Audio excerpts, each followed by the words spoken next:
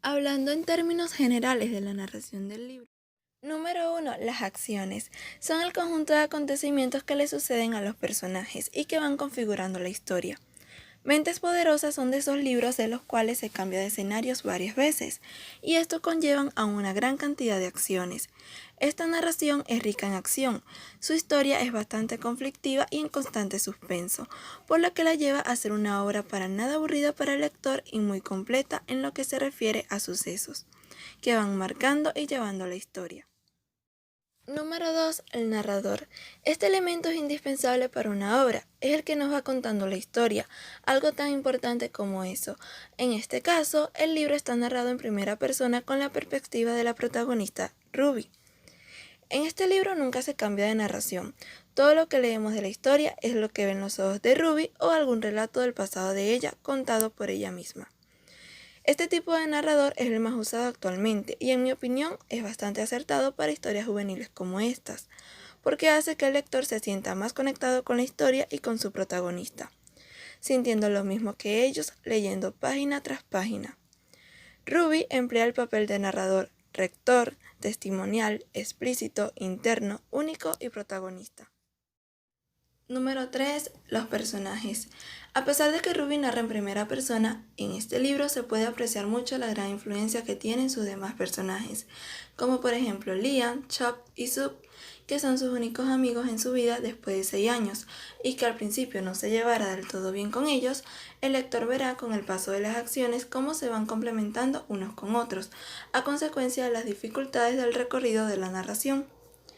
Este libro presenta una variedad inmensa de personajes, distintas características, pensamientos, ideales, tendencias que sin duda a los lectores se encariñarán con algunos, repudiarán a otros y se identificarán y conectarán con otros. Los personajes creados por Alexandra reúnen una buena cantidad de personajes principales, secundarios, antagonistas, con personalidades como la lealtad, el miedo, pero también la gran valentía de Ruby, la amabilidad, carisma, la simpatía, también valentía, la negación y ternura de Liam, la inteligencia, la ironía, fieldad y amistad verdadera de Chop, la postura callada e impredecible pero amorosa de Sub y la astucia de Clancy. Número 4. El espacio.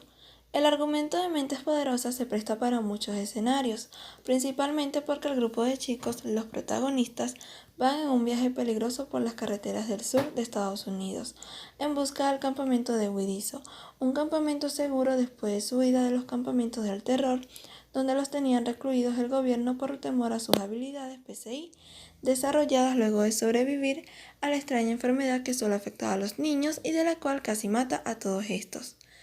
En los campamentos del gobierno los clasificaban por sus habilidades. Los verdes eran superdotados, desarrollaron una gran inteligencia. Los azules eran telépatas, los amarillos controlaban la electricidad, los naranjas tenían poderes y control sobre la mente de cualquier persona. Y por último, los rojos controlaban el fuego. Estos últimos 3 eran considerados muy peligrosos, por lo que exterminaban a los naranjas y rojos y a veces a los amarillos. Ruby es una naranja. Número 5. El tiempo.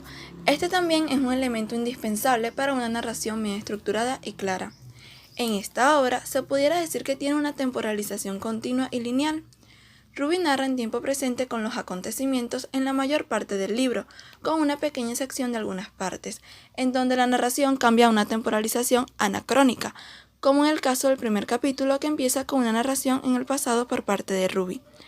Aunque ella lo esté explicando en el presente, una Ruby de 16 años hace que el lector se vaya a una época donde ella solo tenía 10 años, donde explica el origen de su estado actual. A pesar de que en el prólogo de la historia Ruby relata un suceso en tiempo presente, el capítulo 1 se expresa así.